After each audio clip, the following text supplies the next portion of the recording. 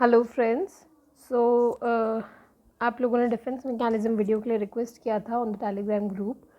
So here I am with the defence mechanism topic. So firstly defence mechanism जो है ये psycho analysis में सबसे पहले समझाया गया। डिफेंस मैकेनिज्म्स फ्रॉइड ने इसे एक्सप्लेन किया। इन्हें हम ईगो डिफेंस मैकेनिज्म्स भी कहते हैं या एंजाइटी डिफेंस मैकेनिज्म्स भी कहते हैं। तो बेसिकली डिफेंस करना मतलब कि खुद को बचाना, ठीक है। रक्षात्मक जो चीज़ें होती हैं वो है ये। तो बेसिकली हमारा जो ईगो है, अकॉर्डिंग टू फ्रॉइड, ईगो पे कभी भी कोई प्रॉब्लम नहीं आनी चाहिए, हमारे अंदर कोई एंजाइटी नहीं होनी चाहिए। अगर कोई भी सिचुएशन ऐसी है जिसकी वजह से हमारी ईगो को प्रॉब्लम हो या हमें एंजाइटी हो, तो उसके लिए ऑटोमेटिकली हमारे अनकॉन्शियसली ये डिफेंस मैकेनिज्म्स हम ऑपरेट करने लग जाते हैं। तो they are basically unconscious, most of the time they are unconscious, और इसमें हम रियलिटी को डिस्टॉर्ट कर देते हैं। जो रियलिटी है, जो वास्तविकता है, उसको कहीं ना कहीं हम चेंज करके, मैनिपुलेट करके फिर खुद को उस फियर से, उस प्रॉब्लम से बचाने की कोशिश करते हैं। कोई भी खुद पे ब्लेम लेना पसंद नहीं करता। तो जो डिफेंस मैकेनिज्म्स हैं, फ्रॉइड ने बोला ये ज़रूरी है हमारी ह्यूमन फंक्शनिंग के लिए, क्योंकि अगर आप खुद के ऊपर किसी भी नेगेटिव इवेंट का एक बोझ लेकर के जिएंगे तो आप जी नहीं पाएंगे, आपके लिए हेल्दी फंक्शनिंग नहीं हो पाएगी।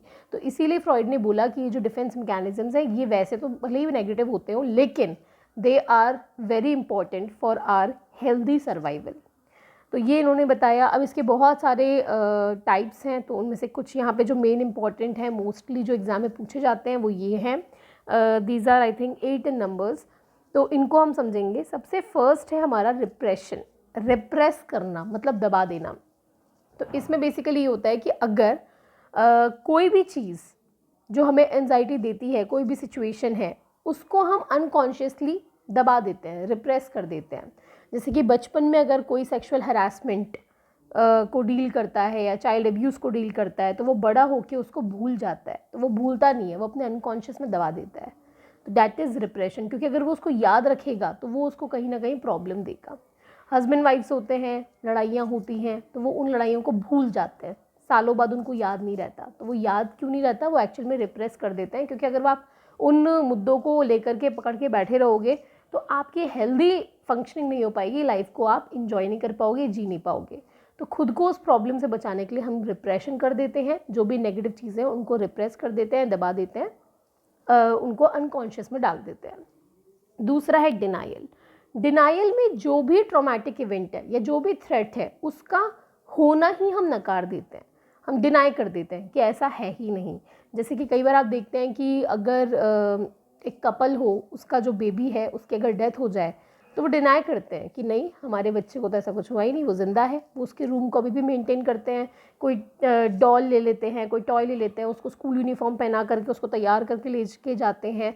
तो दे डिनाई इट कि ऐसा है ही नहीं, ठीक है। तो क्योंकि वो उनको कहीं ना कहीं एक ट्रॉमेटिक इवेंट है, उसको अगर वो एक्सेप्ट कर लेंगे तो वो उसको झेल ही नहीं पाएंगे, तो इसलिए वो उसको डिनाई करते हैं। मोस्टली ये आपके जो होमोसेक्सुअल्स होते हैं वो भी इनिशियली डिनाई करते हैं कि ऐसा नहीं है, तुरंत एक्सेप्ट नहीं कर पाते क्योंकि उसका एक्सेप्टेंस उनको प्रॉब्लम देगा। बट हाँ, दे शुड एक्सेप्ट इट, तो वो विद टाइम वो चीज़ होती है।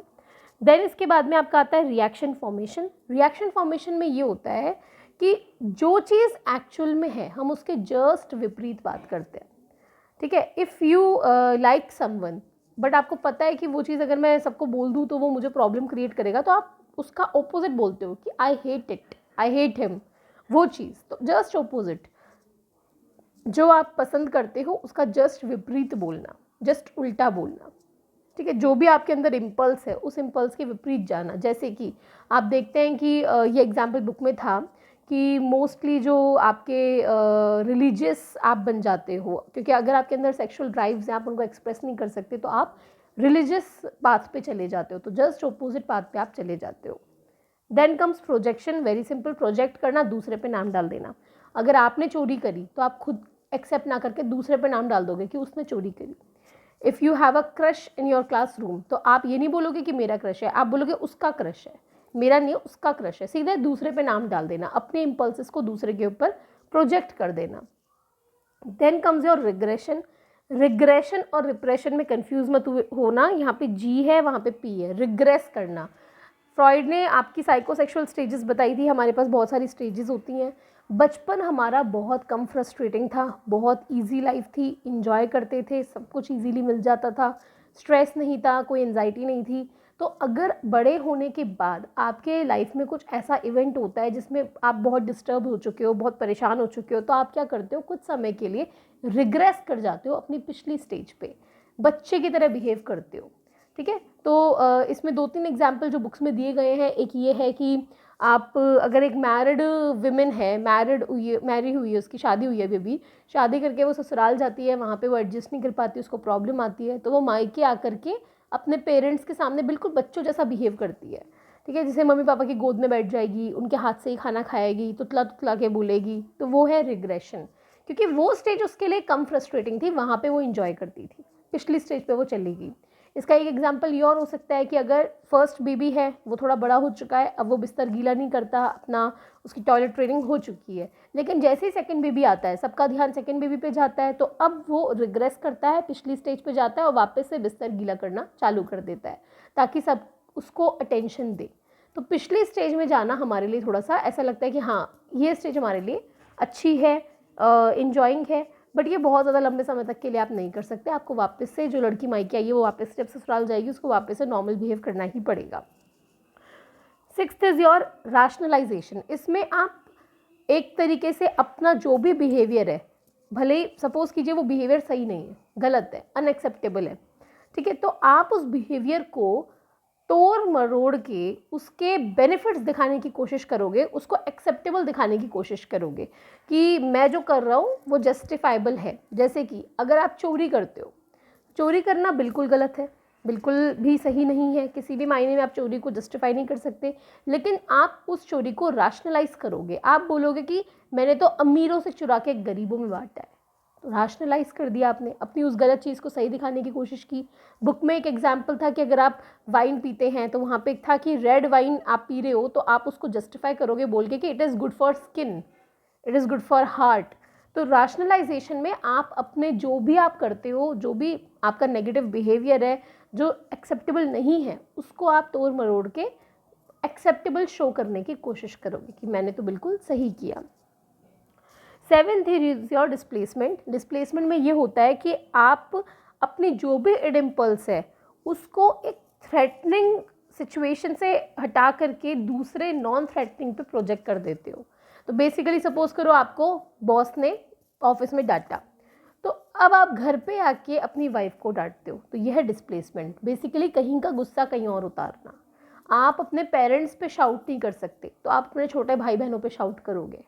ठीक है, तो जो आपसे ज़्यादा हायर पोजीशन पे है, थ्रेटनिंग है, जो भी है, आप उस पर अगर गुस्सा नहीं उतार सकते, अनअवेलेबल है, तो आप उस पर उतारोगे जो लेस थ्रेटनिंग है आपके लिए। तो दिस इज़ ऑल्दो ये गलत ही है, सारे एक तरीके से देखा जाए तो कहीं ना कहीं डिस्प्लेसमेंट भी गलत है। अगर आप कहीं का गुस्सा कहीं और उतार रहे हो तो that is bad, but this is bad in the eye of society, but आपके सर्वाइवल के लिए, आपकी हेल्दीनेस के लिए ये ज़रूरी है according to Freud. Then comes your sublimation. Sublimate करना मतलब कि आपका जो भी इंस्टिंक्चुअल एनर्जी है, सपोज कीजिए वो एनर्जी ऐसी है जो कि आप उस एनर्जी को किसी ऐसे एस्पेक्ट में दिखाना चाहते हो जो सोशली अनएक्सेप्टेबल है, तो आपको पता है लोग उसको एक्सेप्ट नहीं करेंगे, तो इसलिए आप उसको मॉडिफाई करके सोशली एक्सेप्टेबल बिहेवियर में डाल देते हो। फॉर एग्जाम्पल, जैसे कि अगर कोई 4 लोगों में बैठ करके सेक्सुअली एक्सप्लिसिट बातें करने लगे, तो लोग उसको एक्सेप्ट नहीं करेंगे। ठीक है, आप की कंप्लेंट कर सकते हैं, रिपोर्ट करवा सकते हैं पुलिस में, आपको एक्सेप्ट नहीं करेंगे, आपको बॉयकॉट कर सकते हैं। बहुत नेगेटिव इम्पैक्ट आपको देखने को मिलेगा अगर आप सेक्सुअल कंटेंट वाली बातें सोसाइटी में करते हो। जाकर के चौराहे पे अगर आप सेक्सुअल बातें करते हो, तो आपको कोई एक्सेप्ट नहीं करेगा। तो ऐसे में आपके अंदर ये इम्पल्सेस तो है ही, सेक्सुअल ड्राइव्स तो आपकी है ही, तो आप क्या करेंगे, तो आप एक आर्टिस्ट बन जाते हैं, आप एक पेंटर बन जाते हैं, आप एक मूर्तिकार बन जाते हैं, और फिर आप उन्हीं ड्राइव्स के ज़रिए आप पेंटिंग में अपना सेक्सुअल कंटेंट शो करते हैं, न्यूडिटी शो करते हैं, स्कल्पचर्स आप इस तरीके से बनाते हैं जो सेक्सुअली एक्सप्लिसिट हो, और तब लोग आपको सराहते हैं क्योंकि वो एक आर्ट है, वो एक कला है। तो आपकी जो भी एनर्जी थी अगर वो नेगेटिव है, सोशली अनएक्सेप्टेबल है, तो आप उसको मॉडिफाई करके दूसरे रास्ते से बाहर एक्सप्रेस कर देते हैं, पुराने रास्ते को छोड़ करके नए रास्ते से, उस रास्ते से जो सोशली एक्सेप्टेबल हो आप उसके ज़रिए उसको शो कर देते हैं। तो ये आपके 8 मैंने आपको डिफेंस मैकेनिज्म समझाए हैं। अगर कोई एक पर्टिकुलर ऐसा हो जो आपको नहीं समझ में आया, अभी भी आपको लगता है कि और इलेबोरेशन चाहिए, तो बता दीजिएगा, मैं सेपरेट वीडियोस पे बना दूंगी विद मोर एग्जांपल्स। ओके, इसके अलावा और कोई टॉपिक अगर आपको पढ़ना हो, समझना हो, तो वो बताइएगा, I will help you out. Paper 1 में भी आप अगर कुछ समझना चाहें तो वो भी आप पूछ सकते हैं, पेपर 2 में भी। So all the best, bye bye, take care.